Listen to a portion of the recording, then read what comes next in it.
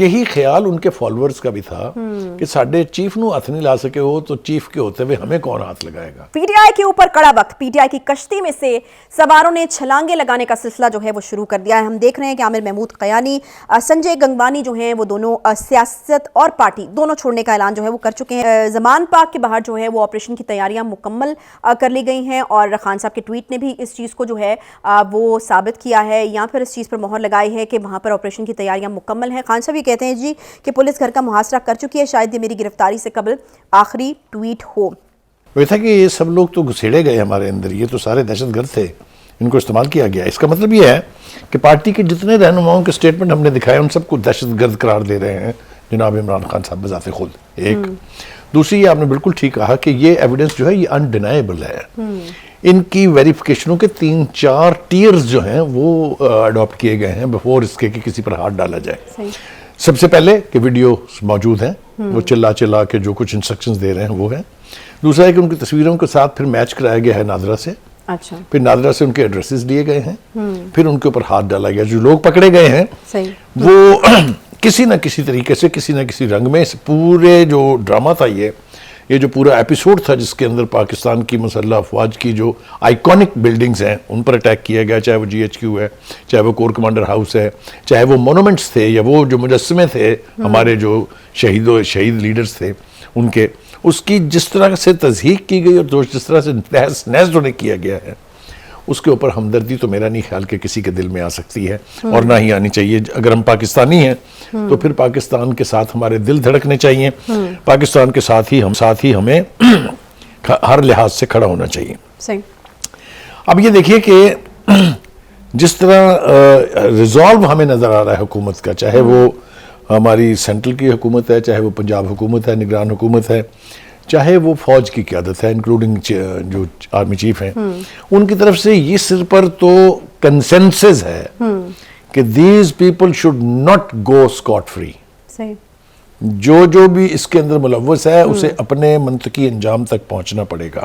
لیکن جو dead line آج صبح دی گئی تھی ہمارے جو انفارمیشن منسٹر ہیں ان کی طرف سے کہ دیکھیے آپ کے ہاں ہمیں شبہ ہے کہ 30 سے 40 وہ لوگ بیٹھے ہوئے ہیں جو پوری اپنی ہسٹری کے اعتبار سے دہشت گرد ہیں، اپنے کردار کی وجہ سے دہشت گرد ہیں، اور اپنے ان کارناموں کی وجہ سے جو انہوں نے سر انجام دیے ہیں 9 مئی سے لے کے 13 مئی تک، ان میں وہ ملوث ہیں، آپ انہیں ہینڈ اوور کر دیجیے۔ لیکن وہ یعنی ان کی انفارمیشن کے مطابق انہوں نے اندر پناہ لی ہوئی ہے، ان کا خیال یہ تھا کہ وہ زمان پاک میں بیٹھے ہوئے ہیں۔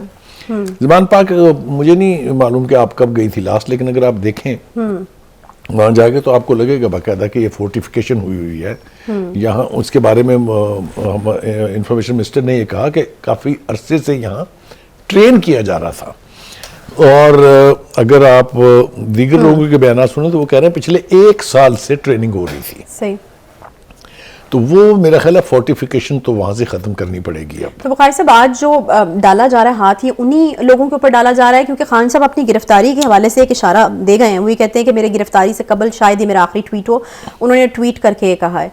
پولیس کا محاصرہ کر چکی ہے، تو خان صاحب کو بھی گرفتار کرنے کے کچھ چانسز ہیں؟ دیکھیے گزارش یہ ہے کہ وہ تو گرفتار تو وہ پہلے ہی ہو جانے چاہیے تھے، ہوئے بھی تھے، پھر وہ آپ کو پتہ ہے عدالتیں جو ان کی سہولت کار ہیں انہوں نے پھر یہ برداشت ہی نہیں کیا کہ وہ رہیں، پھر انہوں نے ان کو اپنا مہمان بنایا، پھر ان کو انہوں نے 10-15 بندے گپ شپ مارنے کے لیے دیے، پھر انہوں نے انہیں مرسیڈیز کار دی، تو یہ سارا کچھ تو چل رہا ہے نا ساتھ ساتھ۔ وہ لوگ جو پاکستان کی یعنی ٹیریٹوریل انٹیگریٹی کو، جو پاکستان کی آئیڈیالوجی کو، جو پاکستان کی سالمیت کو چیلنج کر رہے ہیں، ان کی facilitation by the court is understandable. ایک ایسا فیصلہ کیا تھا کہ جی ایسے مقدمے جو درج ہو چکے ہیں، ایسے مقدمے جن کا عمران خان صاحب کو علم نہیں ہے، یا اگلے اتنے دنوں میں جو بھی مقدمے آپ درج کریں گے ان میں آپ ان کو گرفتار نہیں کر سکتے۔ یہ انصاف کا ایک نیا جھنڈا گاڑا گیا ہے جس کی ماضی میں کوئی مثال نہیں ملتی، نہ کنٹمپریری ورلڈ میں اس کی کوئی مثال ہے، کہ وہ جرائم جو آپ نے ابھی کرنے ہیں ان میں بھی آپ کی ضمانت ہے۔ یہ ہوا، یہ ہم نے دیکھا۔ اچھا، اس سے حوصلہ ملا انہیں کہ وہ جو مرضی کر جائیں، ان کو تو کوئی پوچھنے والا ہے ہی نہیں۔ یہی خیال ان کے فالورز کا بھی تھا کہ ساڈے چیف نو ہاتھ نہیں لا سکے ہو تو چیف کے ہوتے ہوئے ہمیں کون ہاتھ لگائے گا۔ تو انہوں نے نہ صرف پارٹی چھوڑ دی ہے بلکہ انہوں نے کہا میں تو سیاست ہی چھوڑ رہا ہوں۔ مولوی محمود صاحب نے بھی یہی کہا کہ ہم تو سیاست بھی چھوڑ رہے ہیں اور پارٹی بھی چھوڑ رہے ہیں۔ اس کے بعد ایک سٹنگ ایم پی ہیں سنجے سنجے گنگوانی، انہوں نے بھی چھوڑ دی ہے پارٹی. یہ میرے خیال سے بڑا جھٹکا ہے، یہ اگر محسوس کیا جائے اس کو تو پارٹی سے یہ ڈپارچر جو ہے، جو فرار کہہ لیں آپ اس کو پارٹی سے، یا پارٹی سے جان چھڑانے کا عمل ہے. یہ پہلے تو اس کا آغاز ہوا تھا جب جہانگیر ترین اور علیم خان جیسے لوگوں کی چھٹی کرا دی تھی خان صاحب نے خود سے. صحیح. تو اب اور طرح کی میرے خیال میں اور طرح کی وہ چھوڑنے کی جی میں عرض کروں اور بخاری صاحب یہ میرے خیال ہے ابھی شروعات ہیں. ہاں ابھی دس از دا بگننگ. وہ کہتے ہیں ابتدائے عشق ہے، روتا ہے کیا بتا ہے کیا والی بات ہے. اچھا جی، اس کے بعد جناب اب جو صورتحال ہے وہ یہ کہ علی زیدی صاحب نے بھی ایک پریس کانفرنس کی ہے، اور اگر آپ ان کی پوری گفتگو جو ہے اس کا جسٹ نکالے تو وہ یہی ہے کہ انہوں نے بھی تبرہ کیا ہے ان لوگوں پر جنہوں نے یہ 9 مئی کے واقعات جو ہیں وہ کیے ہیں.